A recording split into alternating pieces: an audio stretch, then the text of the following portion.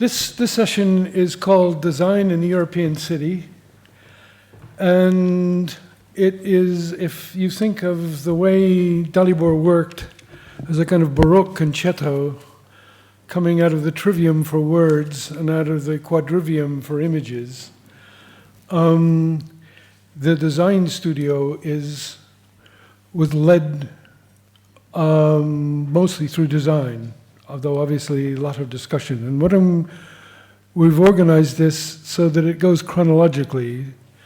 So we have some folk from the AA studio and some folk who've from Cambridge and some folk who are both. On the screen at the moment is a thing I got from John Burrell from 1974, just this morning, which is an AA flyer, and his point is, and he pulled out a couple of quotes, and his point was that a lot of what he was talking about, what is that? That's 16 years ago, 15 years ago? Sorry, time is not my strong suit, or just counting. And he was saying that much of this is still relevant now, and I think we'll see this coming up in the following talks. I'm going to start off with one of the missing guests, panelists, Mohsen Mostafavi. We've been asked to identify ourselves, so I'll just say briefly that Mohsen is now running the GSD. Prior to that, he was running he was running the Cornell School of Architecture. Then prior to that, the AA. Prior to that, he was teaching at Harvard. Prior to that, he was running studios at the AA.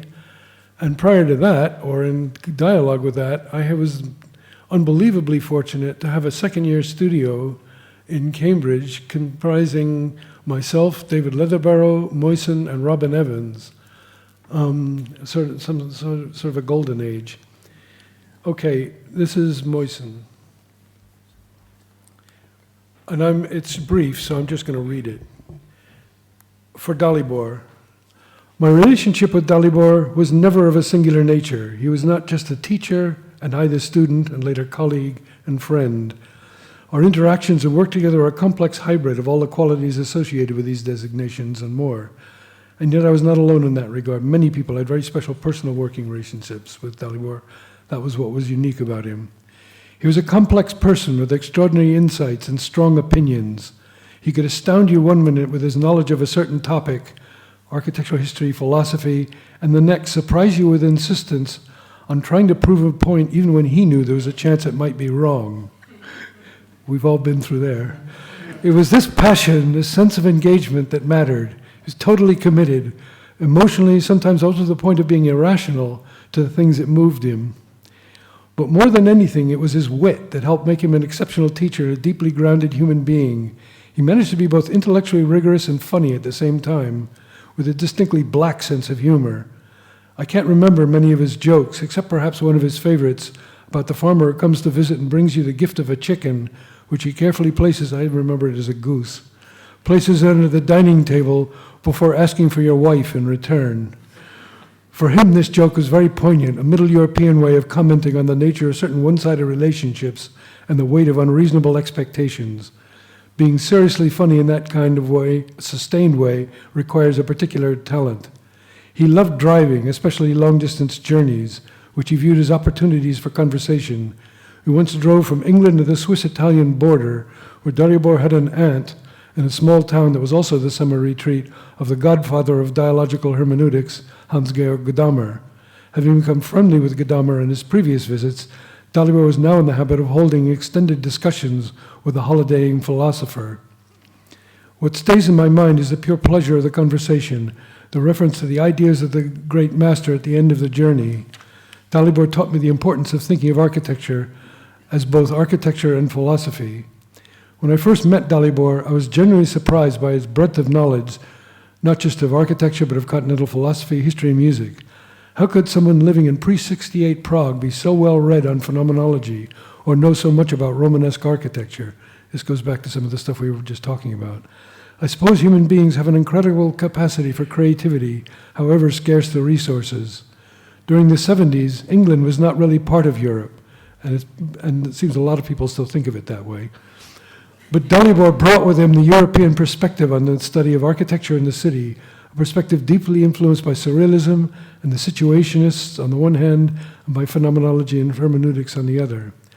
Like Lautrémont's description of the chance meeting at a dissecting table of a sewing machine, an umbrella, the urban context, in our case, King's Cross, was a dissecting table for the chance encounter of different architectural projects, the relationship of architecture to an existing urban context. The concept of architectural and urban juxtaposition disjunction became an interesting and productive domain of interest in our projects. For me, the idea of this type of architecture of juxtapositions meant placing the new directly on top of or adjacent to an existing part of urban infrastructure, such as a series of industrial brick arches that were originally intended to support a railway track. In a sense, my modification of existing condition through the insertion of a new piece of architecture led to a relational project, not just a hybrid of old and new, but an architecture grafting, an architectural grafting procedure akin to montage. As a student, I found my conversation with Dalibor not just inspiring, but also a little frustrating. He clearly had some vision of a fictional city in mind when sketching out his possible recommendations. The sketch would begin with a very shaky hand, and gradually the multiple layers of ideas and suggestions would build up, in the process making the sketch more dense, occluding the lines. The intensity of the movements of the hand and the resulting covering up of ideas required its own procedures of deciphering. A few years later, as a collaborator and fellow teacher, one of the issues that gained in importance was the way drawings could be used more systematically, not only as intimations of a mood or atmosphere, but also as clear architectural propositions that engage with and relate to a specific urban artifact. As distinct from Rossi and the Tendenza's emphasis on type and typology, our preoccupations, together with focused on the concept of typicality as a spatio-temporal phenomenon, which gave us a means to deal with repeatable experiences of everyday life. While this method of work referred to architectural typology, it was not limited by the purity of formal characteristics. On reflection, it seems that it was this focus on drawing as a way of simultaneously articulating and revealing an architecture and its relationship with the urban that enabled us to construct a non-generic form of urban design. This is an interesting point. A form of urban design whose architecture was at once typical and specific. This achievement could be attributed in part to the scale of the drawings and their three-dimensional character. Also important was the careful balance between atmosphere and clarity. Revisiting the site of our projects in Kentish Town now makes me wonder what could have been possible for this neglected part of London. The early projects with which he was involved were, and with which you were, yes? In Kentish Town. At some point, Dalibor and I traveled together to Prague, a city I'd never visited before. I saw his father's painting studio and walked around the streets, courtyards, and squares. It was only then that it dawned on me that the fictional city of Dalibor's frenetic sketches was none other than the city of his childhood. Okay. Our second speaker is Eric Parry.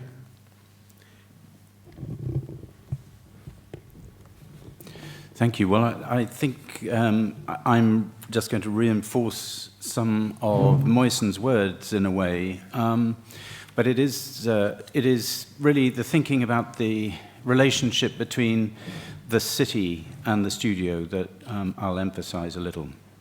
And for those who haven't read the brief piece I've written, I will read in part, most certainly, from it. Dalibor once described to me his own preference in terms of a school of architecture as an ideal to be cloaked by what is now thought of as an outmoded term, civic design. What he meant by this rather than the formal jargon now of town planning, of urban design, of landscape design, of public realm design, becomes clearer when one surveys the remarkable consistency of the briefs he conjured for his studio teaching over a period of 30 years, between the mid-1970s and his last Cambridge studio of 2005. Although, as the first session has made clear, the parallels are deeply entwined between the study of history and philosophy of architecture and a much broader cultural field, that a reclusiveness of academia might suggest. I've often wondered to myself what his trajectory might have been had he not chosen an English exile after the suppression of the Prague Spring of 1968. There is a fascinating and a particular Czech tradition, I believe, of bridging political thought and cultural endeavor, not only in the well-recorded period of Václav Havel's presidency of the Republic, but stretching right back, for instance, to the close relationship between the president Thomas Masaryk and the celebrated writer and playwright Karel Čapek. I imagine in this vein, Dalibor might have become, for instance, a significant city architect, particularly to a city like Prague. This role of city architect has, of course, been a foundation of many European cities, as we now know them. For instance, the German Oberbaudirektor, or the French prefect. It is a reflection of the curious void in English city-making that between politicians and project managers, no such role exists today other than the peripheral advisory panel of the odd mayor who happens to be an architect. Indeed, local authority architects and their teams have been successively cut away and therefore locked out of what has become ever more a quantitative calculation or even a charade of political short-term appeasements. Whilst fundamentally Dalibor's contribution has been one of Bildung, the German word for education, the education of architects rather than the design of buildings, he came close to implementing ideas on several occasions. And indeed, we did work on a couple of projects, not least one for Scroop Terrace together.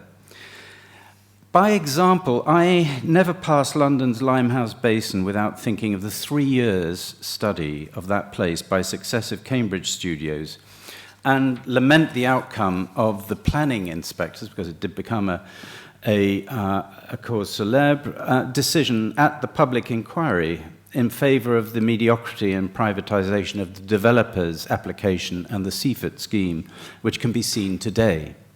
It could have been so much different, as indeed Moysen reflected on Kentish Town.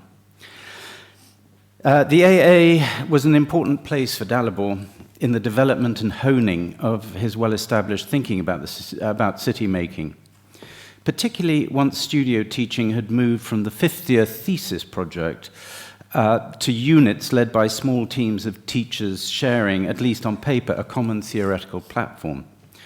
At the AA, the competitive irritation of more than 10 diploma studios bristling with self-confidence, the self-confidence necessary to survive in that place, rather led to artificially clear counterpositions. In the project's review of 1978, Dalibor wrote with a clear message to his neighbors: "The most disappointing tendency in the current search for meaning in design is the belief that meaning can be restored merely through a cleverer manipulation of forms, materialization of private fantasies, or heroic large-scale solutions. In other words, through something that we can manipulate or see as a mirror of our own imagination." Rather, he set out the unit stall with a premise of sharing. And I note in other papers I've read that this is a common issue and one to which Peter Karl referred to this morning. Of a collective of individual contributions to the study of the possibility of urban archetypes, that is, dwelling, block, street, square, and of course the city. That study also included the depths of design understood through typicality and situation, which were and are a liberation through constraint in a way, and quite the opposite premise of the prevailing then fashion. Moving forward to 2005, in the equivalent Cambridge Review, he summarized, "In our projects, we have addressed issues which are, by their very nature, dependent on and thus potentially open to sharing. In our case, the place is treated as a mosaic of individual projects that culminate in a series of key proposals linked together in a setting, the equivalent of a forum in that project." Between these two poles of time, 1976 to 2005, lie more than 1,500 days of studio teaching, countless seminars exploring the inventive possibilities of these archetypes, and critically, 2 forms of specific research as foundation. The first is of urban precedent in the European city. These were carried out as field trips, intense and laden with vivid speculation. Personally, I count Paris, Rome, Amsterdam, and the proximate cities there, Vienna, Prague, and of course London, and some more informal visits with Dalibor as incredibly important and illuminating events. There were many more of such visits as successive studios witnessed. Memorably, it was the European city understood comparatively through a carefully structured gradation from formal to informal presence that, like a palimpsest, slowly builds up a conscious whole through a Daliborian mosaic of fragments. The second design research, which I think is in retrospect incredibly important, was based around the issue of typical situations.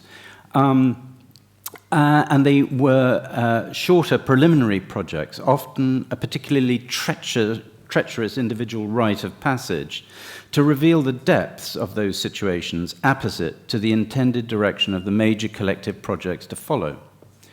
I've just pulled out a few sentences from a series of these, just to leave with you. In 1977, the diorama preceded design projects around a section of London, Gray's Inn Road, indeed with the aforementioned John Burrell, teaching with Dalibor. The diorama, he said, in its appearance, diorama is a form of theatre. Here we must remember that until very recently, theatre as performance was almost identical with the image of the city itself. The next year, he used the cemetery. Here, he summarized it most beautifully, I think, as an anticipation of the forum and the projects in Kentish Town, but not set there, allowing students to choose their own sites with part of that treacherous trajectory. Hence, the goal of the project was not to design a cemetery per se, but to establish a territory in the center of the city which will be a permanent symbol of its destiny and, like death itself, an ultimate criterion of its meaning. In 1985, in Limehouse, which I have mentioned, there was a preparatory project around the idea of installation. This was preparatory to the design of the London Docklands Museum, then mothballed in some warehouses in East London. The emphasis was on the understanding of objects and their possible spatial and historical setting. We tried to establish a new and more concrete understanding of architectural space. In the following year again, the medical center that was to come as the emphasis of the major scheme was preceded by a brilliant project, as he said. As the first of 2 preparatory projects for the medical center, we chose to study one critical phenomena, that of solitude. Not just solitude, though, in its sense of isolation, but also in this isolation of plenitude. It was fantastic. And then moving on, just as one more, the film studio of 1987. The main purpose of the project was to study more closely the conditions and possibilities of a kind of representation most characteristic of the current sensibility, which also strongly reveals the paradoxical relationship between the privacy of personal experience and the abstract universality of the message. And I think in all these you can sense a physical interpretation of some of the themes that we were witnessing from the first session.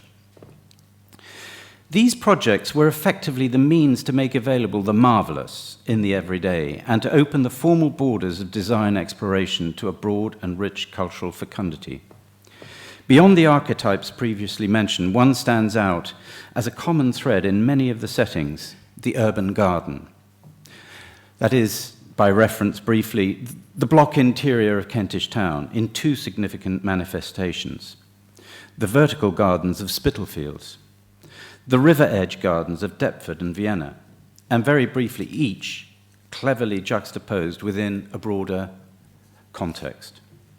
In conclusion, Dalibor summarized his position, reflective of the importance of place to him and of his careful selection of sites year on year in his Introduction to Architecture and Continuity, 1982.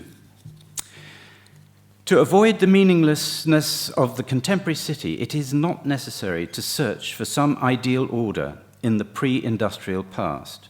It is possible to start from the given reality of any existing city and to discover, in most of them, a residuum of tradition sufficient to support a consistent, imaginative, and sometimes even radical reinterpretation of the status quo. Thank you. Thank you.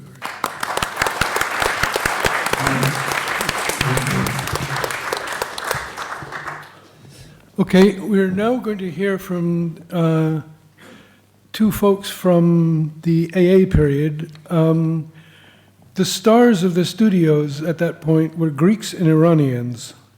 And we have two Greeks. I'm going to be a Greek for the next 5 minutes, and then Calliope will follow. Okay, Athanasios Spanorides, better known as Tanazi for obvious reasons in English, is a remarkable character who has his own office in Athens and teaches in Patras. And he's doing some, he's now on sabbatical, and I'm working with him kind of indirectly, insofar as it's possible to work with Tanazi. Okay, he begins with a quote from the Architecture and Continuity catalog. For those of you who haven't seen it, that's its cover, and that's his portal on the cover. I think that's right, is it? Yeah. Quote, "The history of architecture," this is quite brief, so I'll just read it. "The history of architecture shows quite clearly that despite its great homogeneity, its great heterogeneity, can't tell the wood for the fucking forest. Architecture space reveals a greater degree of stability than any other cultural situation or setting." Good point. "The presence of primary symbols in architectural tradition contributes decisively to the formation of exemplary situations, which in turn generate, through further differentiation, whole families of architectural forms. The poetics of metamorphosis is the key to the process of figuration, the essence and the secret of any good and meaningful architecture. Architecture is not an imitation of nature, significant forms, types, or any of that. In this sense, architecture is a mimesis of exemplary situations." This is before he got into Aristotle. "In all urban civilizations, the town is the first and inevitable reference for architectural mimesis. The town is the most complete embodiment of tradition, and therefore the ultimate frame of reference and foundation for any architectural meaning." End of quote. At that time, Dalibor was very strong on distinguishing town from city, where city was just kind of could go anywhere. Town embodied all the political and social, intimacy and violence that a proper European city held for him. Okay, this is now Tanazi. Urban order is the foundation of human existence, a truth which does not directly depend, by the way, I should say it's not all sentences. They have a kind of rhetorical parallelism, which you'll get. Foundation of human existence, a truth which is not directly dependent on our personal experience or understanding, but it is present in our culture as a latent meaning, as a series of possibilities and limits for every creative act. The capacity for contemporary cities to sustain archetypal design in order to reveal the poetics of a shared culture and restore the absence of a common ground. The drawing as a language which touches upon issues which are essential for architecture in order to restore vision. The task to investigate the given reality of the European city in order to discover in it those primary values, which can be transformed in time to support a consistent and rich imagination, radical reinterpretation of contemporary city structure. All that in a small room on the top floor of the Architectural Association. Many friends with a strong conviction that any given topic for discussion and research was at the same time an invitation to think again and again. Diploma Unit 1, Dalibor, Vesely, and his co-teachers. To recollect what it was to study with Dalibor, tutor and mentor, not only in the formative years of my studies, to be able to describe or even more, to be able to understand, it appears impossible in itself and therefore a worthwhile endeavor, especially if it must be done over a few lines. One unavoidably has to begin with the AA, the years astride the late 70s. Alvin's magic, this is Alvin Boyarsky, the head of the AA at that time, Magic One had already begun to work its magic. Sorry, and the school was like an inverted architectural Babel, where architects converged to work out their different idioms.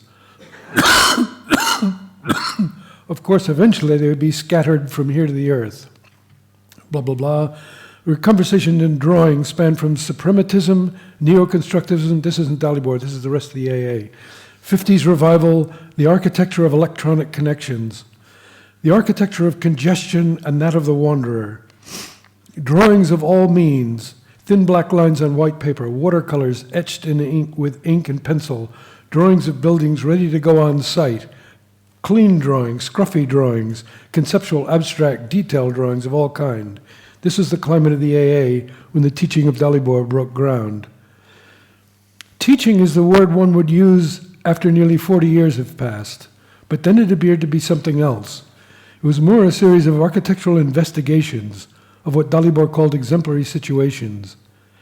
Investigations in terms of the fact that the set projects already acknowledged the recognition that something was amiss and attempted to identify, explain, and remedy. And what was amiss was the constitution of the city, its supposed continuity for some, or its design discontinuity for others. Investigations in terms of the fact that although the projects covered a wide variety of themes, they all aimed at, converged at, one cardinal issue, the recognition of the ever-present conflict between the city as a construct of conceptual representation and the city as a repository of culture. Investigations, finally, in terms of the fact that Dalibor could not draw to save his life. I expect this will be a discussion. Like a blind seer, but however, what he says about the way it was to be a student is interesting. Like a blind seer, he depended on the sight offered by the drawings of his students. But he could read, and he read, and he read, and he read. And he could bring together all that he had read into an inner kind of sight, a kind of blind man's knowledge. However, maybe one is making mistaking the intensity of the expressed conviction for knowledge, and it would be truer to use, instead of knowledge, suspicion. So guided by his suspicion, he would in turn guide you, and guide is a mild word for the exercise, along the labyrinthine corridors of hermeneutic knowledge to a door, and he would unlock it and push you through, since he could not enter, for he was cursed. He was cursed with that other knowledge, which those who do not possess it and can draw call suspicion. The shadows in all the drawings of that time are no accident and no product of any sun. The architectural drawing, with its ambiguous nature, was the most universal means of representation. And before I read the last paragraph,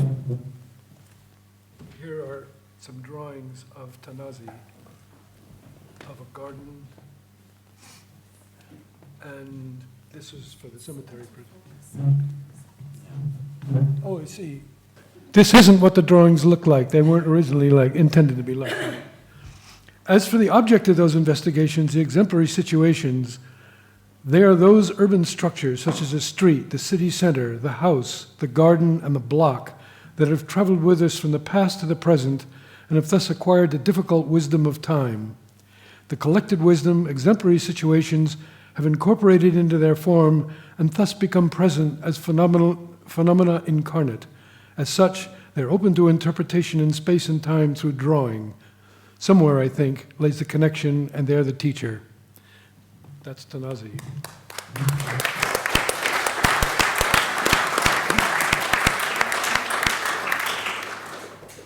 Oh dear, we really should be able. Tell you what, I will go fuss with that thing to see if I can do something about it. Well, yes, Calliope talks. Could you introduce yourself, Calliope? Okay, well, I am one of the Daliborians, as we used to call ourselves in those days at the AA.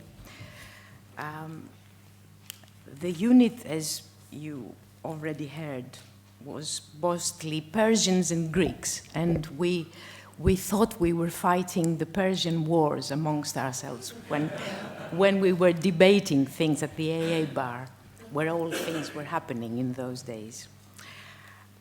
I would like to have the first slide, if it's possible, but anyway, I will, while we're waiting for that, I'll work through my way through the rest of the things.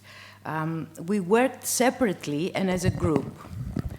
This has already been said. Together, in the first stage of each project, we always tried to understand the conditions and possibilities of a particular urban transformation, studying not only the architectural, but also the broader cultural issues. Well, this is a sketch of mine during the first months at the AA in 1979, and you can see the familiar faces, you know, Dalibor as a cardinal, Mosen in the center, and Frossard in the left there. Now, if I want to go forward, I suppose, do I point? I have to do it from there? Oh. Here, just tell me. Can you put the next one on? Great. Okay, this is Dalibor's sketches from this is digging back into my sketchbook from those days. And this is the last project I was doing, which was the pleasure garden with a menagerie and a circus. So we were, as I was saying, working together and separately. In the second stage, the defined territory would be divided into a series of smaller areas, serving as a ground for individual projects. In the last stage, the individual program would be reintegrated within the context of the common territory. The result was not a master plan. It was rather an outline of a possible reconciliation of different requirements, conditions, which could not be resolved at one scale. Can we have the next one? Okay, this is what my drawing looked like. Okay, this is a whole block at Kentish Town with a department store on the left, markets, a pleasure garden in the middle, and a circus with a menagerie on the right-hand side to the bottom. Dalibor said in 1984, "I believe that today only a consistent and passionate exploration of culturally relevant possibilities can make any contribution to the reality and relevance of design." When I returned to Athens, can we have the next one? Okay, these are two more drawings of mine from the circus era, a section, an elevation, and another one. And this is me saying goodbye to the AA in London in '88. Dalibor and Alvin, sitting at the bar in a similar situation like this photograph, they urged me to deal with the city on my way back to Athens. So this is, I think, what I've been doing since. I've been practicing mostly and teaching occasionally. I will concentrate on one project of a student of mine from 2013, which is what you will see now. But before I go into that, just a few words. Today, when big urban projects happen in the city, they fall under three categories. A, morphology justifies conservative plans, i.e. the reconstruction of Berlin. B, former industrial zones turned into new mixed-use neighborhoods, Paris. Or data shapes design. In all cases, it is program versus site. When program turns into site, projects like cool houses emerge. When site turns into program, the landscape architects win. Finally, when the result is a draw, we have the neoclassical school. In order to attempt to study the city in a slightly different way, every winter I run what I call the Athens Studio, which is this 6-week architectural design studio with students from Australia and Leicester. With the collaboration of two more Daliborians, Nigel Westbrook from Australia and Raymond Queck, who is the head at Leicester. Now, the participating students work exhaustively in Athens for 6 weeks to produce a project normally done in a semester while we visit archaeological sites. And the goal is to produce a fragment, we call it still, after Dalibor's days, which must encapsulate the qualities that they sense in the particular area of the city that they're working on, and which must have a materiality that can be experienced. We call it urbanism of negotiation. Now, this particular student, Toby Beale, he designed what he called a water garden. It's set in an area called Gerani in central Athens, currently characterized by an enormous illegal immigrant population, drug problems, and crime. At some point in the recent history of Gerani, its majority immigrant population crossed over from being seen as exotic to unwanted. The populations in question represent Christian, Hindu, Islamic, and Buddhist faiths. Their practice, however, is largely prohibited and discouraged in the face of a quickly growing xenophobic right wing of Greek politics. It is this prohibition of worship, basic cultural practice and expression that is at the base of the disconnection with place that immigrants experience. And this is, I suppose you are all aware of the situation in Greece from the news. In order to connect the population to their space, water is harnessed as a common event.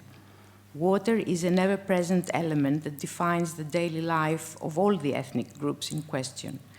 It is at once concerned with ritual, routine, and recreation, and forms the basis for a creation of a possible contemporary and relevant mythology in Gerani. Now, the intervention basically picks up a block in the area. Can we have the next one? This is central Athens for those who are familiar with it. At the top, it's Omonia Square, and at the bottom, outside the slide, is the Acropolis. He picks on this block, which is defined as white in the map. And can we have the next one? And he transforms the interior of the block. This is a very small, Athens blocks are very small in scale, but the city is extremely dense. Now, he proposes an appropriation of the existing fabric, and he turns the interior of the block, as I said, into a garden of water.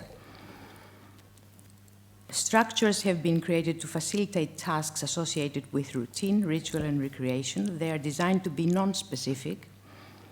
Uses may range from informal mosque to meeting place. He calls them the empty room, the full room, the waterfall. Can we just go through the slides now, slowly? He dresses up the facades of the building surrounding, carry on, Peter, surrounding this space with a sort of system of paneling, and the rooms stand as empty or full, depending.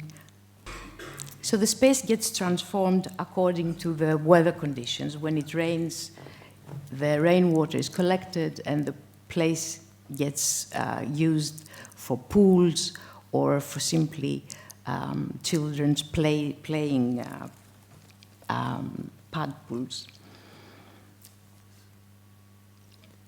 The reason that I'm showing you this project is that simply to make a point about all the things that we've been talking about, the continuity, if you like, of Dalibor's thinking through our work, either as architects or teachers, comes through in every possible way, whether we like it or not. And the students pick it up in a very, very sensitive way. I mean, I find this actually quite touching, that they give back to us the things that we picked from Dalibor and so on and so forth. And I would like to finish with just 2 lines from T.S. Eliot, from Little Gidding. History may be servitude, history may be freedom. Thank you.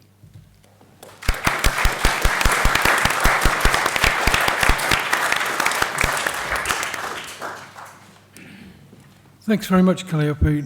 Okay, at this point we shift to Cambridge, and one of the people with whom we taught for many years, Phil Meadowcroft. Do you want to talk from there or here? I'll So, here. okay, do you want me to push buttons? Yeah, please. Okay. Okay, this image is of a project that was done many years ago and was the subject of many conversations with Dalibor, and the subject of the essay that is now on the website. Before I read a summary of the essay, I'd just like to say what a wonderful pleasure it is to see so many ex-students here. It's an absolutely unique event, and unique to see everyone sitting there collectively. And I think it reminds me that even though Dalibor was very happy sitting in places like this and lecturing, for me, where he was happiest is sitting at the drawing board having conversations with each of you. And I'm sure you remember those conversations very well. He'd be very proud of the great architects, writers, and teachers that you've all become. Another of my recollections is that Dalibor was never happier than when he was sitting, and I was never happier actually, than sitting in his office, smoke-filled office until the mid-90s, with Dalibor sitting with a ciggy in one hand and a biro in the other, sketching away on a piece of A4 paper. And it always amazed me that he never went out to get himself a posh pen. He just wasn't interested in it, and that said something about the humility of Dalibor, and also the fact that he wasn't interested in the tool in itself, but only in the line that it made on the paper. And I think he was brilliant at drawing. Brilliant. I think Dave's going to talk about this, but I think he was brilliant in that he always left the drawing open in a way that allowed the line to lead, sometimes with a little push, but he would allow it to lead so that there was always something to be discovered from it. And I think that is where the brilliance lay. So this essay was written by Dalibor in part, and by my colleague who was working for me at the time, Sam Causa, and myself. And It relates to the design of a house and gallery in Portobello Road, which is this, designed for a rare book dealer, and was written as a collaborative inquiry into the everyday processes of architectural practice. Processes which seem to involve sometimes conflicting activities, and where design of situations for discussion to take place are as important, or more so, than resolution of a technical detail. It arose out of a joint fascination with exploring the creative core of architectural design, what animates the evolutionary cycles from the role played by shared conversation to the creative dance that takes place between projects and the broad range of visual material, models, sketches, drawings, materials, samples, photographs, etc., which still form part of the environment of most architectural design studios. These were relevant issues then, and more so now as digital media has become more prevalent. The internet and the cloud allows us freedom to work in a more dissipated way, remote from studio environments if we choose. Computers and software have become more and more sophisticated in producing realistic-looking representations of space. It is clear that these things are helpful, but also equally clear that there is no substitute for face-to-face discussion or the physicality of hand drawings and models. I was and am intrigued also by the dialogue between teaching and practice, and why it is relatively common for architects to be involved in both. Within an architectural world seemingly preoccupied by specialisms and separation of technical disciplines from those cultural, it also remains commonplace for architects to be at the centre of large integrated teams where sharing of knowledge is essential to good design.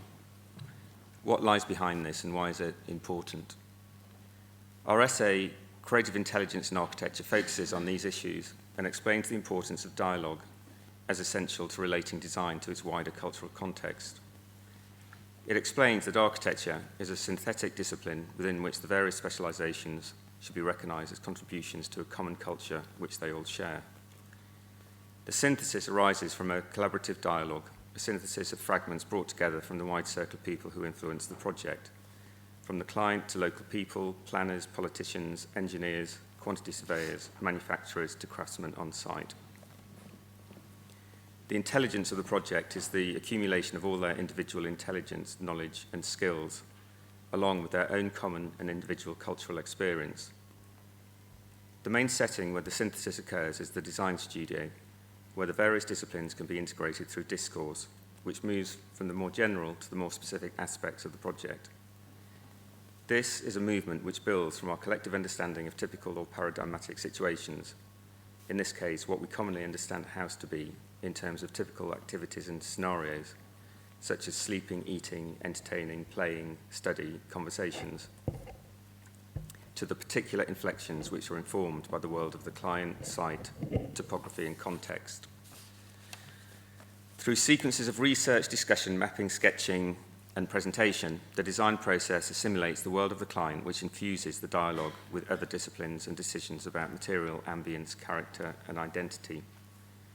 In this case, the world of rare books was translated into the visual structure of the house and material qualities, which related concrete surfaces, translucent veneers, and claddings to the patina of parchment, the drying of paper, or leaves of a book. Visual experimentation and negotiation takes place within the design studio, which typically accommodates a broad range of juxtaposed visual material. Here, the virtue of the physical sketch, hand drawing, or physical model lies in their ability to more closely represent the actual reality of space as experienced through corporeal movement than a non-physical computer-generated version of the same. The means of representation is key to supporting the continuity of dialogue and reference from the specific content of the project to the broad context of culture, which is its source. The essay concludes by emphasizing the argument that architectural knowledge and creative intelligence does not originate in theory, but in the depth of our culture, and that it is visual before it becomes verbal. Thank you.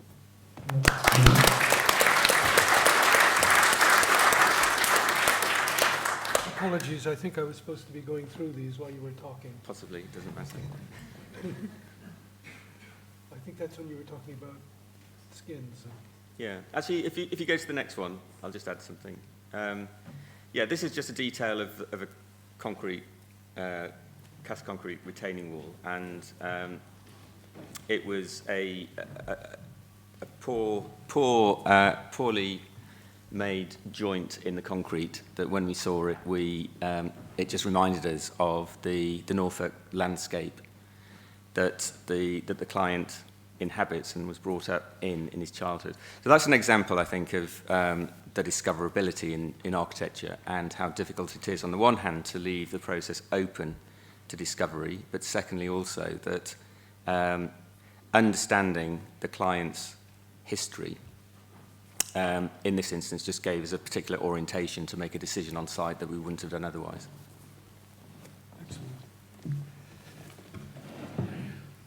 I think this business of metamorphosis and the role in metamorphic thinking is something that's going to come up in the discussion. Okay, David Bass,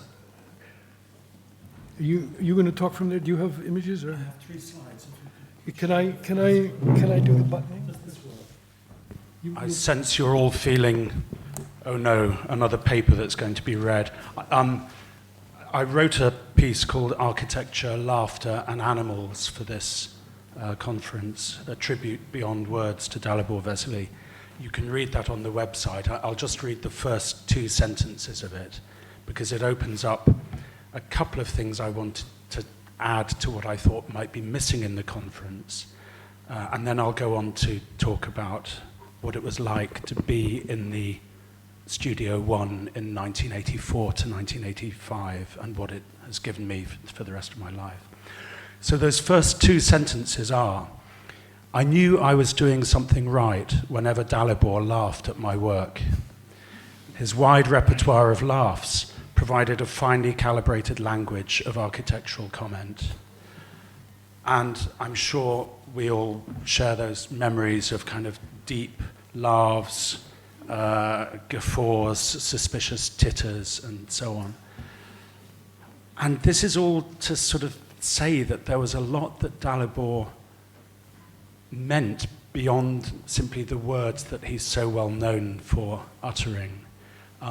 Reading some of the other papers, I know Patrick Lynch, who will talk to you this afternoon, has written very beautifully about being in Dalibor's study, watching Dalibor drawing, the movement of his hands, the movement of smoke, and a whole kind of language that is beyond language. And that is something that we've taken from Dalibor. It's a kind of language of sometimes goading. Sorry, I'm referring to too many people here, but Diana, you will talk about kind of being goaded and how Dalibor sort of teased you to keep,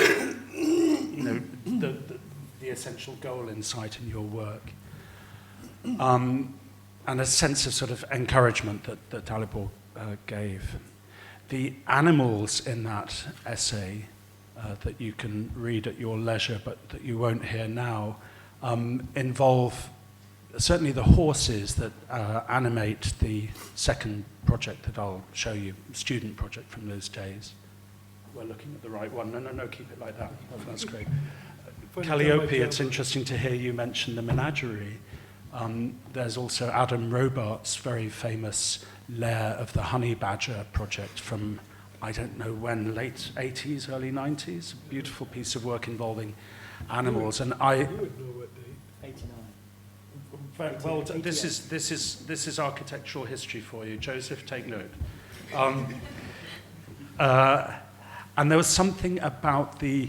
I've been to the zoo with Dalibor a few times. There's something about his silent wonder in the face of the animal world, this kind of ostensibly mute world of animals, that I think is another dimension to his sort of enjoyment of the world. And I think it's something that made him enjoy the projects that I will show you.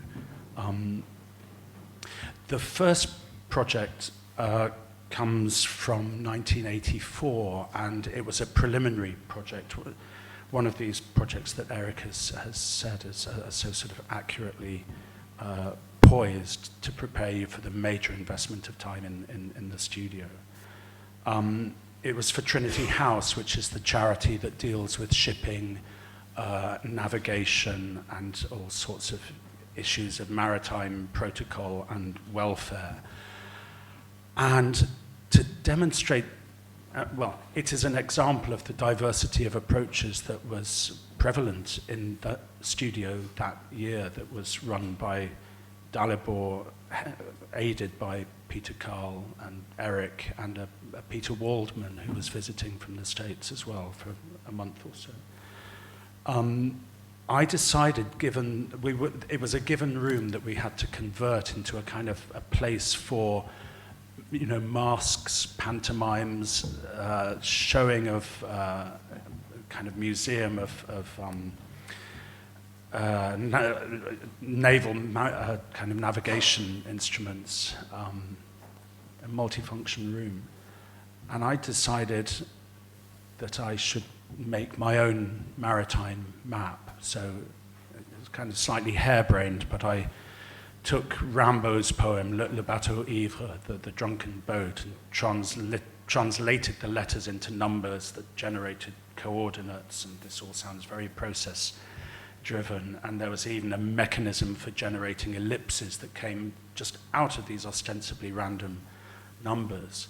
I thought that this may be viewed as the work of the devil, but far from it. The teachers were very amused by it, possibly pitying.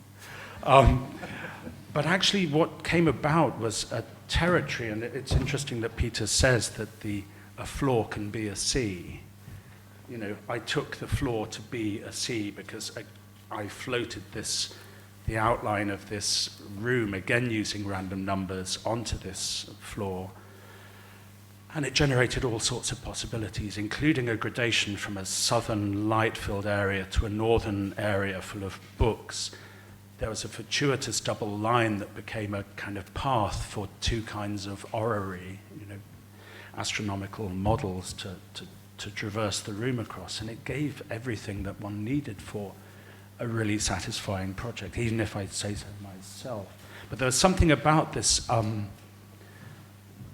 taking a chance, playing a game, that was actually, if it was kind of curated well enough, it worked perfectly well with what, to outsiders, might have been seen as the orthodoxies of Diploma Unit 1. And one thing I just want to say is that it was not a place of orthodoxy. It was a community of experiment, competition, collaboration, discovery.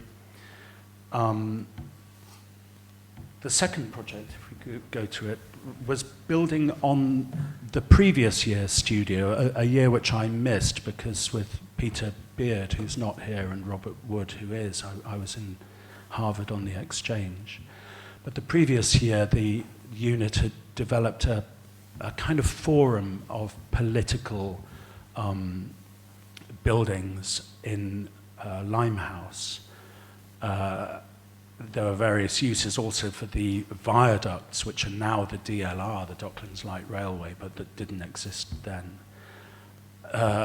One of the students, or it may have been a group of them in that previous year, which I knew nothing about, but was this sort of situation we inherited coming into this unit. They had made an island for a theatre. And there was a very beautiful relationship between this island and the main political piazza and a place of spectatorship for plays.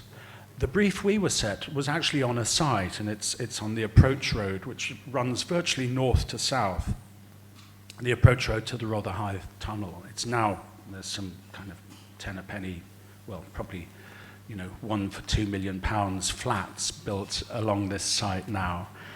But we all had the same brief. It was for a museum of Docklands, and I decided to, well, I heard a rumor that there was an office building full of the exhibits that would later be kind of shown in today's Museum of London Docklands. And among these exhibits, this may have been a rumor, I heard that there were horses being kept in a kind of 1950s office building, and I thought that was a terrible idea. So I started looking, again, this is the animal theme, at how horses have been used as part of, you know, mankind's advancement, and how horses were used as forced labourers in the context of Docklands and the British Empire and stuff like that. So I proposed that there be two islands, an island where horses could live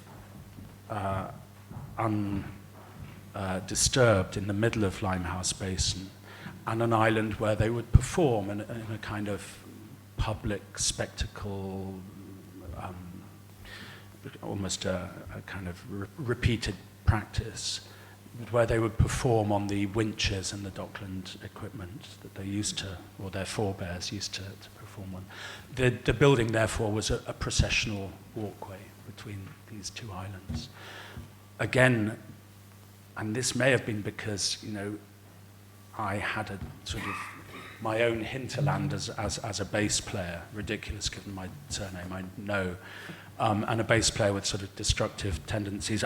There was a game of kind of polyrhythms being played in the plan. There was a game of different kinds of north in the site, and kind of in terms of how north is conceived.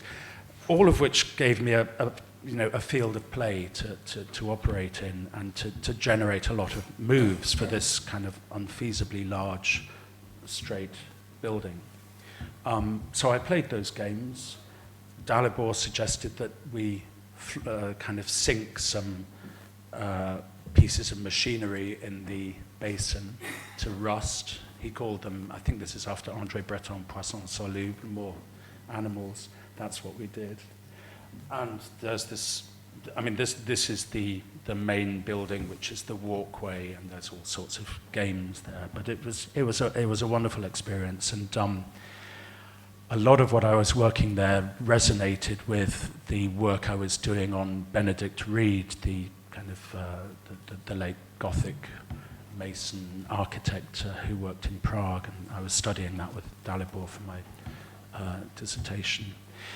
This project chimed with my interest in animals. It chimed with a certain sense of music as well. And this sense of enjoyment, the fact that I was part of a unit where people brought their own stories together, where we kind of worked to make a culture within the unit, and at the same time everybody was different and individual, is something that kind of sustained me for kind of 27 years of teaching at Cambridge and the AA at UEL thereafter. Students do have their own hinterlands wherever they might come from, and as teachers I think it's important that they can engage who they are with a more general kind of understanding of architectural possibilities. So in a sense, that's all I want to say. And this sense, even now, of encouragement from those days from Dalibor has been helpful to me, working on various projects in Britain, Ghana, working with Marcus Beale, John Outram. That's all I want to say. Just, it was a nurturing and diverse environment that we worked in.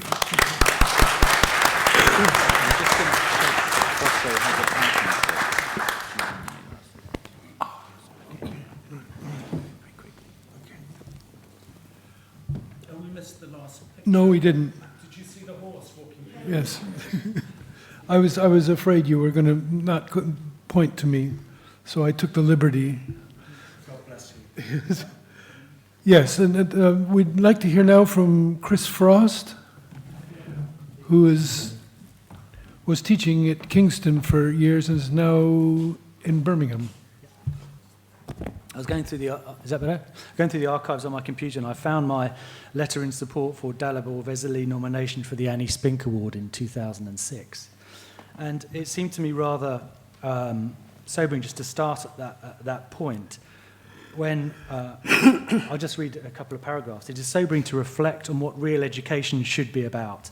Generosity, knowledge, trust, and the ability to listen, care, concern, and passion are all critical qualities which any good teacher should possess in order to provoke and inspire their students. It is clear to me that Dalibor Vesely's teaching career displays all of these qualities in abundance. My own experience of these qualities has resulted in me staying in a profession which I was contemplating leaving at an early stage, and also resulted in me becoming a teacher who now attempts to communicate some of the same passion and knowledge which Dalibor generously gave me. For me, it was a simple yet extraordinary journey into a world of meaning, revealing a sense of belonging rather than any sort of individual detachment. There came a point when it became clear that, even in the face of a society where introverted, uncritical self-expression appears to be the prerequisite for any creative act, there is the potential for the recognition of a common ground for the making of architecture. This realization was both liberating and restricting, but ultimately very powerful. And it's really in that my piece was about really talking about the tradition, that I wanted to communicate that I'd taken a lot from the education that Dalibor and Peter and Phil and Carolyn, amongst others, gave me as tutors whilst I was at Cambridge. But also I was trying to pass that on. And so, can I? You just hit the down button. So this is my piece of work that was in Dalibor's book, and it's about the type of unfinished drawing, the unfinished project that people have been talking about a lot. And for me to get from where I started in diploma to the end of this was an amazing and magical journey. I always remember Peter telling me at one point that there are 3 types of student. Your middle students end up working for your bottom students, and your top students end up teaching. And I thought this was a really lovely story. The problem was, over my career at Cambridge, I'd been all of those 3, and therefore I actually didn't know where to start. But nevertheless, this is the sort of world that we were involved in, and in the essay it talks a little bit about that. But in the end, what I wanted to just talk about, this is again, this is a piece of student work that one of my students from last year. I teach with Holly and Sean, who are in the room now, who weren't a part of the Dalibor tradition, but are now becoming a part of it through the next generation. There's a tradition of the ideas that are challenging and moving forward. And a part of what this idea was about, what about this representation is about, is an aspect of craft and the way in which the idea of making can take the idea of the fragment in another particular direction, or potentially move it in certain directions. And that's, in a sense, what the piece was about, talking about how maybe that one of Dalibor's PhD supervisors, Hans Sedelmeier, had talked about the fragment in a very negative sense, and he rehabilitated that and pulled it into a positive world, and that's, in a sense, the world that I'm, along with my fellow teachers, trying to teach, currently moving into the future. So the idea of craft is something that I talk and lecture about to my students a lot, but also the understanding of ornament in craft. And I thought these 3 issues, tradition, craft, and ornament, are things that were all discussed within the studio, but things have moved on quite a long way since 1989, when I finished my diploma. And I love this quotation from Adolf Loos, who talks about how he can wear his brogues, which are a very different type of ornament from the sort of Jugendstil world that he was responding against.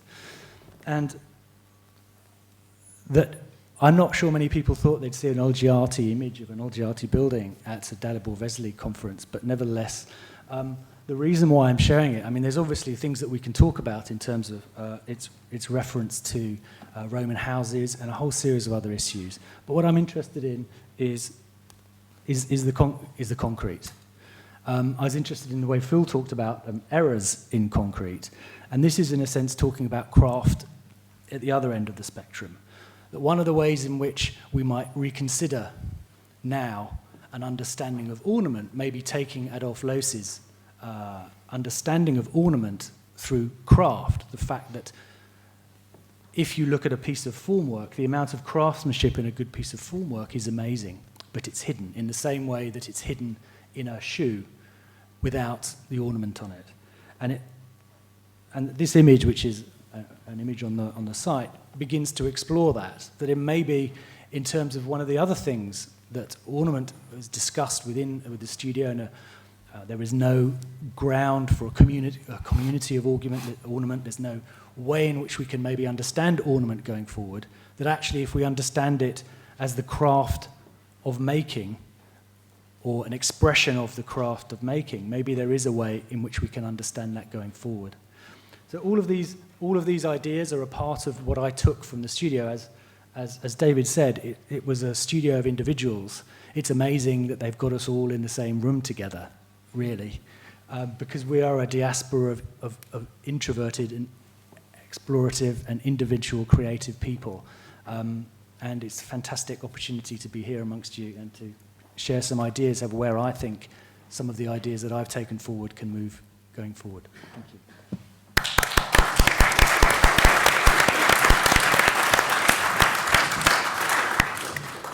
Like many of the people here, from which the teachers learn more from the students than the reverse, Dave Dearney went from a student to a colleague and is now, of course, running the Westminster School. I actually think the person who's running the Westminster School is in the audience. I just play a small part. Anyway, thank you, Peter. What more to add?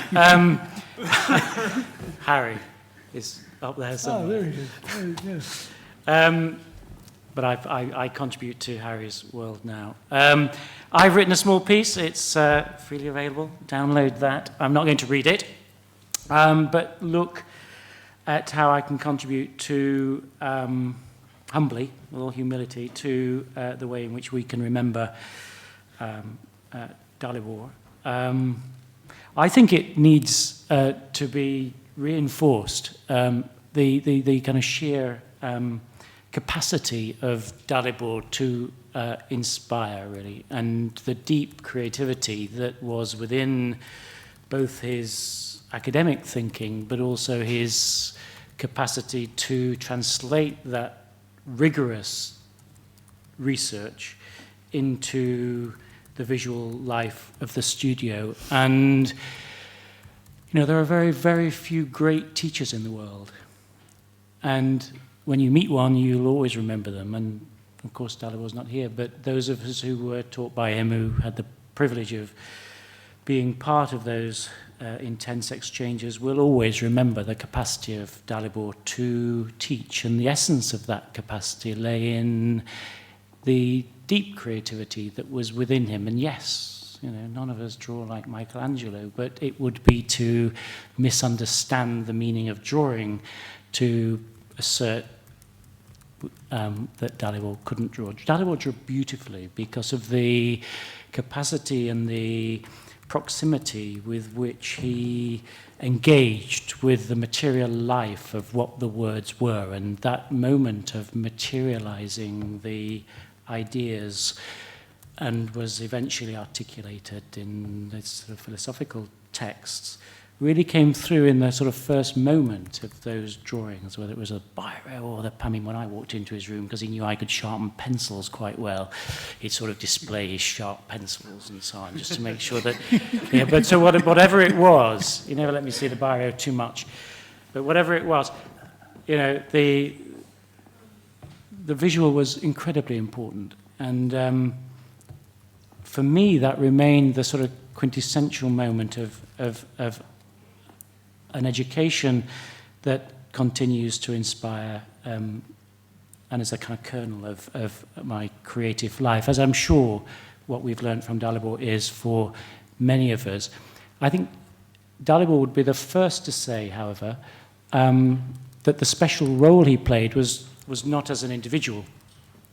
It was in part as an individual, but also in part his capacity to gather around him many of the people we have here, but also people with whom he would have vigorous debate in the school, with whom would provide other forms of teaching within the school. And what Dalibor contributed to at that stage of Scroop's development was a form of kind of creative leadership, the likes of which, you know, one sees very momentarily during the force of architectural education, and his capacity to, you know, gather a whole to lead a school from the flanks, as it were, through an extraordinarily and potentially unparalleled creative decade is something which continues to be a touchstone for us all who are involved in education.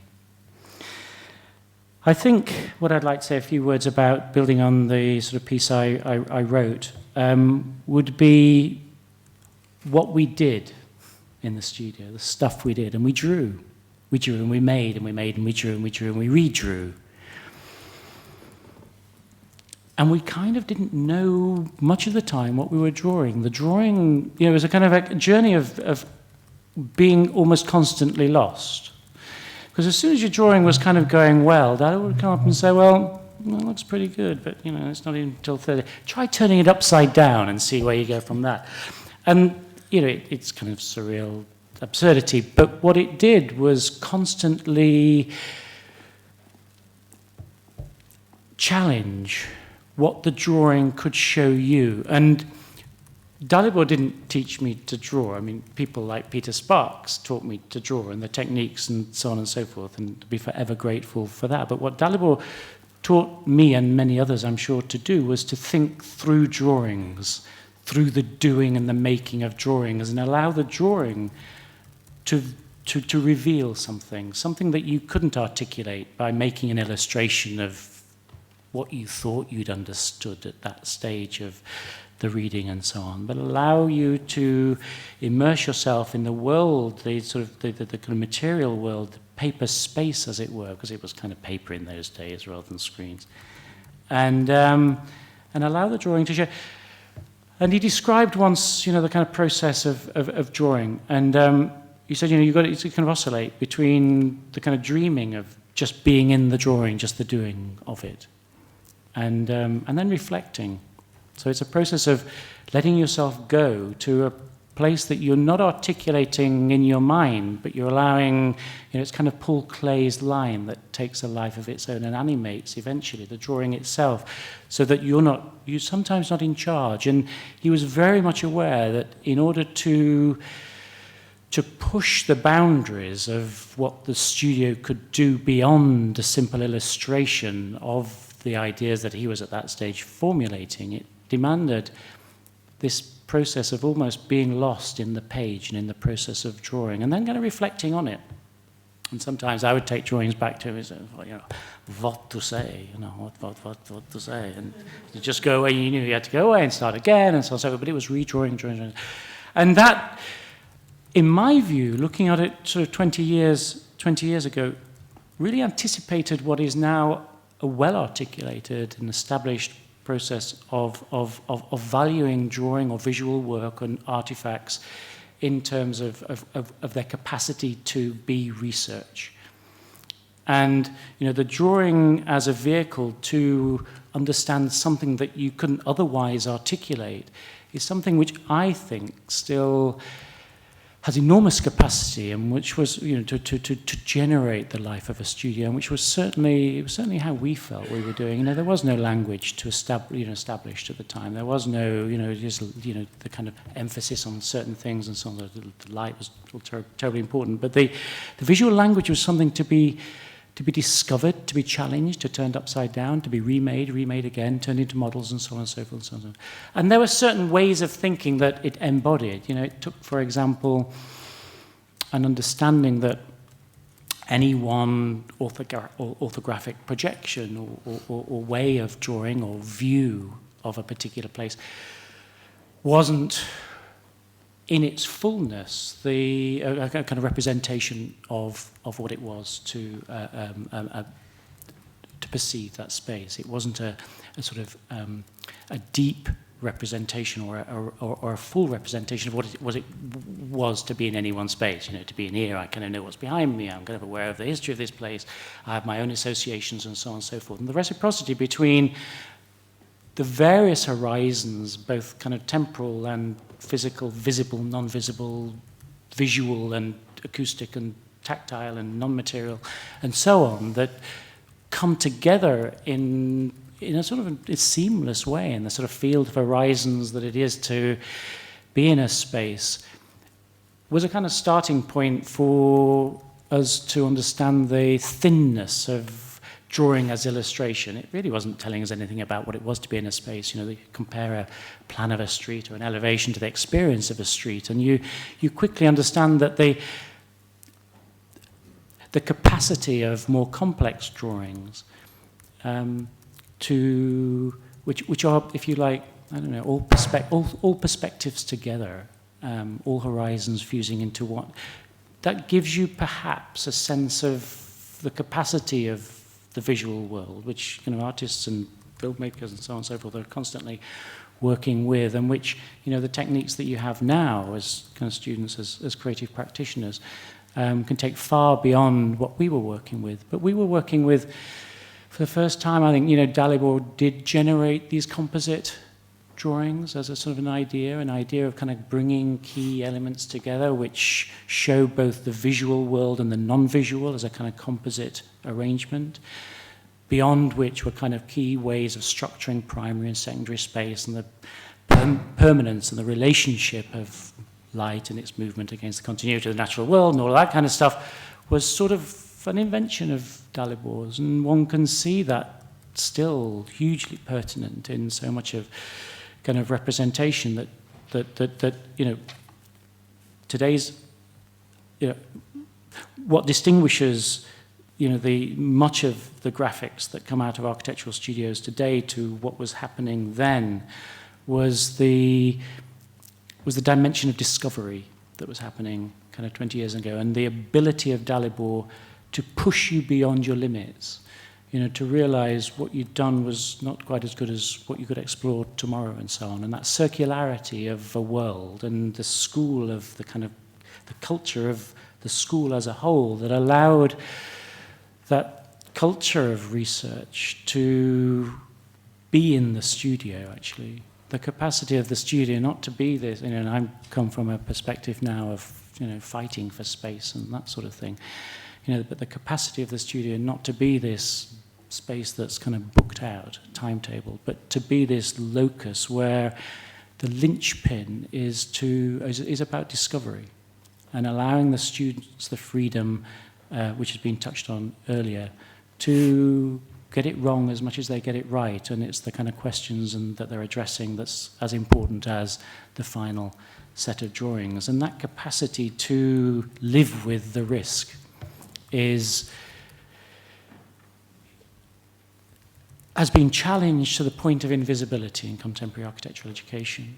And this, we're living in a world which, compared to those studios and Scroop as a whole 30 years ago, comparatively, we're subsumed by a world of conformity. Because it was, we're talking today about trying to sort of generate an understanding of from a philosophical point of view.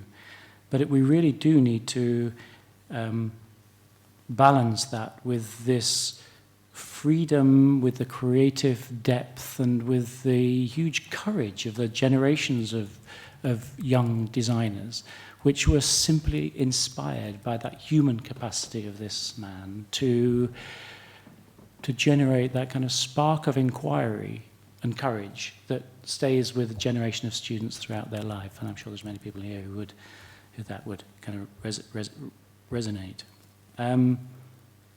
Dalibor's wisdom comes from a very, very deep tradition, of drawing, and it's a tradition of drawing which sees drawing, the act of drawing, as both something which is both visual and textual, as a kind of combination of horizons, and which, through the act of drawing, and he does touch a little bit, he does touch on drawing, he mentions the sort of anticipation of the hand and so on, and the way in which the hand, but he talks about the kind of anticipation of the hand, and the drawing being an articulation, a judgment of many things, the synthetic role of drawing to bring together many things about which you can articulate through words, but some things you can't articulate through words. And I think it's that capacity of the design studio, that kind of the culture of Scroop at the time as a whole, I would say, not just Studio One, where the visible and the non-visible were being brought together as a kind of visual world. And when I look at those drawings now, I'm both grateful to have played a small role, but also, I kind of posit in them that there's a sort of an openness, there's a sort of receptivity of those drawings. There's an openness which allows me to kind of posit reflections of all the kind of deep richness and creativity which, for me, characterized Dalibor's contribution to Scroop and to my life. Thank you very much.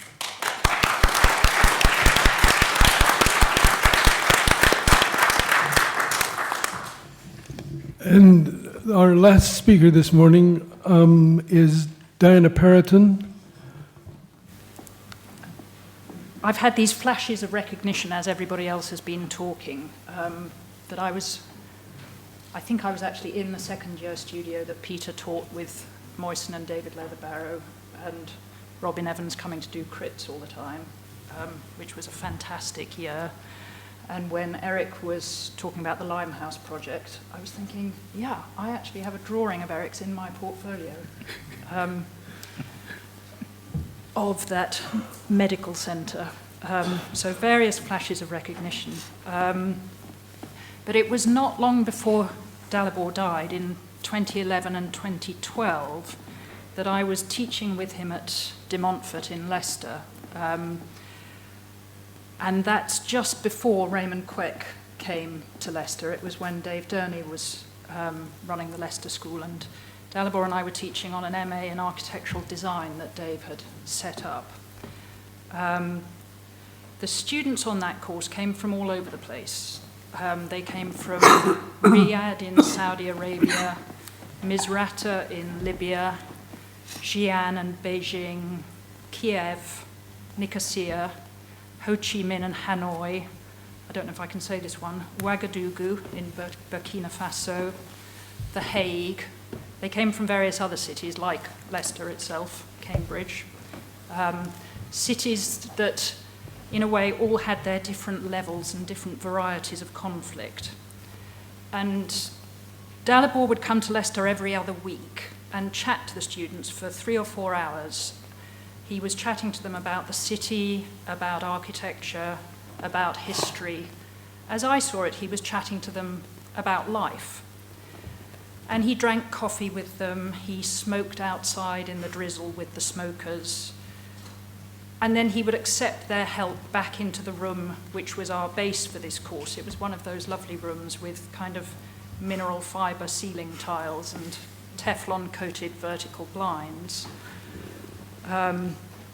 And my job was to do things like plugging in the computer and the projector, and then to listen, and then to continue to chat with the students when they were working on their design projects and their essays, and to keep raising the questions that Dalibor had raised. I should perhaps say at this point that I'm somebody who really cannot draw, so that was not how I was working with the students. I was continuing to chat to them. And as we keep on hearing, Dalibor told the students very simply that the city is something shared, but he was quite clear that it wasn't shared in the same way that we might share a system, simply because we all find ourselves obliged to tap into it, simply because timetables dictate, perhaps, that a great many of us have to catch the 7:52 train, or whatever example you might choose. And it's not always comfortably shared. Sharing means dispute. Sharing means argument. And as a mother of a 3-year-old, what that means has become very vivid to me now. What is shared is what we have in common. It's experience, it's understanding, it's our lived history. And that's something that, amazingly, even a 3-year-old can tap into. It's not that we have to know all of what came before. We have to sense and be aware of it. We share the background conditions that allow us to act. And this is what Dalibor, over and over again, taught us that urbanity is about. It's the recognition of this sharing. And in the evening, Dalibor and I often travelled back to London together on our so-called intercity journey. Though I have to admit that when we were in Leicester, we saw only the university campus, the ring road, the station cafe for quite a long time. Dalibor's back by this time was too bad for him to be able to walk through any of the bits of Leicester that have survived the systems imposed on them by urban planners and traffic engineers. And at that time, I was studying the group of people who in Paris were trying to define and shape what for them was a new discipline, which they called urbanism, or they called it urbanisme, actually.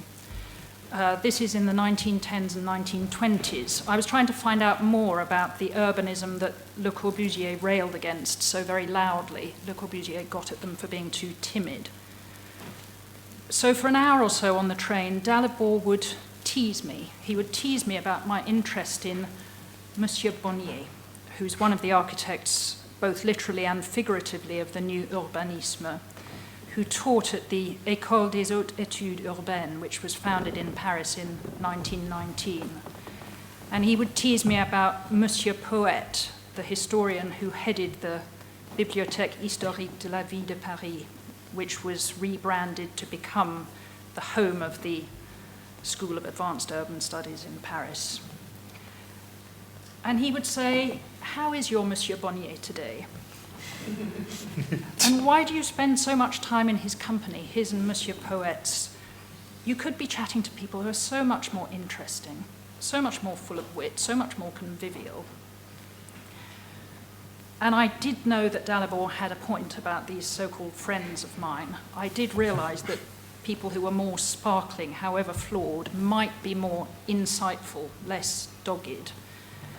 But both Dalibor and I knew that I would persist.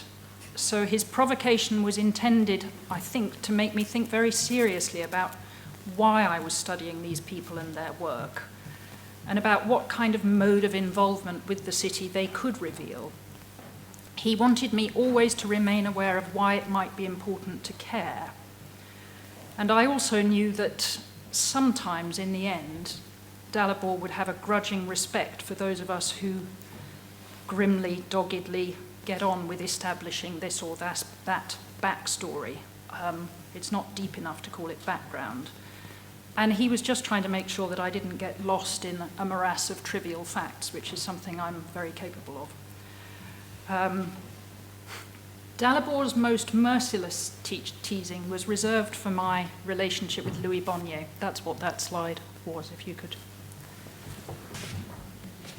He would say, and I'm obviously condensing this a lot, why was I so concerned to find out about an eclectically historicist architect operating in the early years of the 20th century who was just beginning to try to replace the importance of a formalized history with that of a somewhat ill-defined yet stylized nature combined with technology and craftsmanship, and whose idea of typicality was to distill it into the plan layout and the appearance of a building where it could be endlessly repeated with minor variations. This is one of Bonnier's buildings. It's in one of the grottier parts of Paris. And I would say that it was actually because Bonnier was like many other European architects of his time that I found him useful. It was because he summed up all that very standard stuff. But for Dalibor, the friend that he had slightly more time for was Marcel Poète, the historian, because he enjoyed kind of sparring with Poète through me. And at first glance, Poète's concern to see Paris's history as its life, Paris itself as a living repository which shapes its citizens, in which all who spend time in the city partake, wasn't actually so very different from Dalibor's emphasis on continuity and history as something that's shared and situated.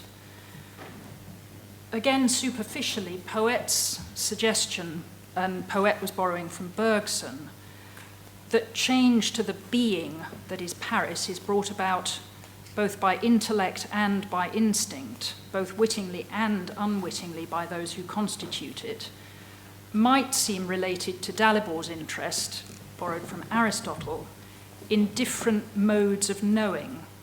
such as knowledge that can be explicitly taught and innate but developable skill. But Poet's sensitivity to historical mood was focused on mapping its change all the time, on identifying the city's different mystiques through time. Mystiques is a Poet word. And this is an image from one of Poet's books, in English, Paris, Its Creative Evolution, where the title to the image is something like explosion of fragments of the living substance of the urban organism in the form of a swarm of chateaux. So this is Poet and his team mapping the mystique of the monarchy and the swarm of chateaux that they explode out of Paris. Poet's determination to imagine the city in a state of constant evolution that undergoes these kind of explosions and constant reworking, being redirected. It's redirected by mastering a mass of ever-changing minutiae of fact. And because Poet was so obsessed with how one would map these minutiae of fact and understand the way that they changed this organism in this constant evolution, meant that he couldn't actually pause to dwell in the sheer depth of our present reality. He couldn't actually stop to live in it. And Poet's vision of urban history as the ongoing force of this instinct, guided and controlled by the intellect, was ultimately a long way away, I think, from Dalibor's concern to ask about the relationship of making, knowing, and doing.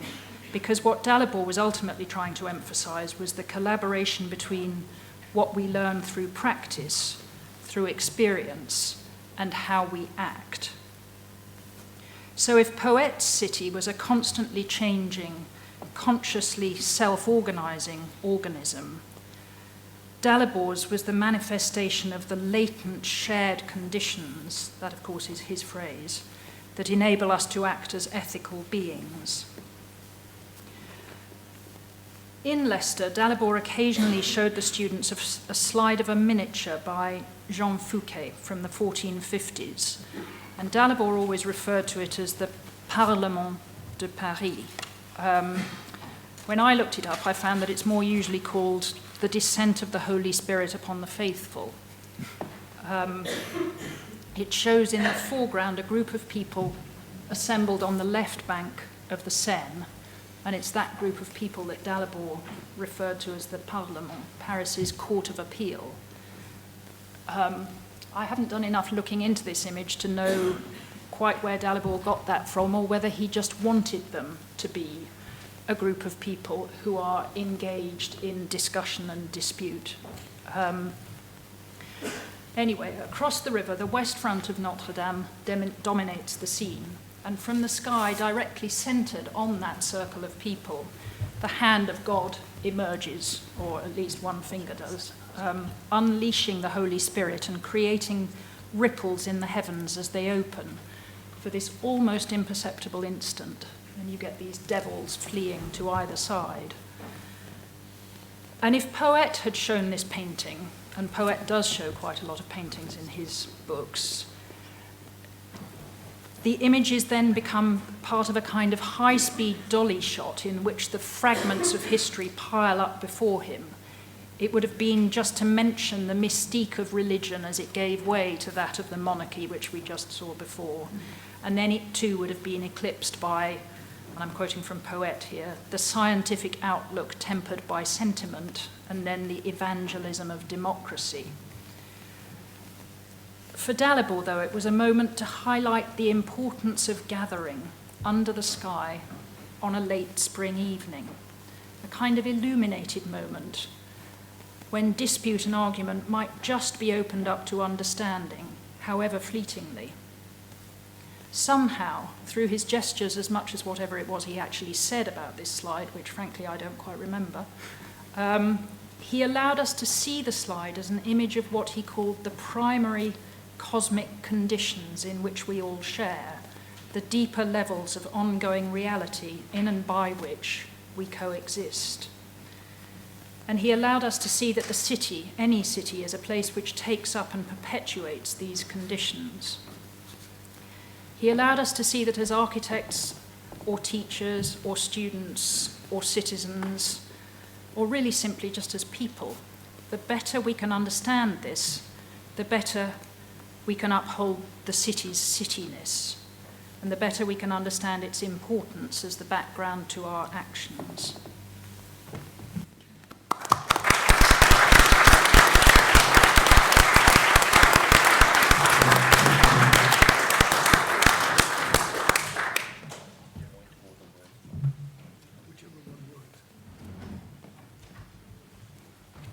Right. Thank you all very, very much. Unfortunately, we have completely talked through the available time for discussion. We have been very naughty. We have not been 5 minutes. We've been like 15 minutes, at any rate. I think people...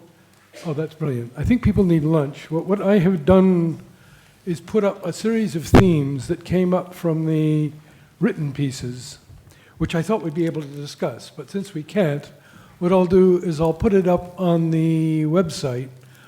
I don't know, how do you feel? Maybe you want to starve. And we just talk right through. But I'll put it up on the website. But these were the key themes that I got out of everybody's texts. And the main ones probably that are unique to this, I can't make it go up or down, doesn't matter. Well, I think you'll have plenty to talk about yourselves. So, but yeah, okay. Well, I think the themes that are of interest are city design, the role of drawing, and pedagogy. I think this top stuff, as we've pretty much talked about that in the beginning, and I think the new stuff that's come up has come up in those areas.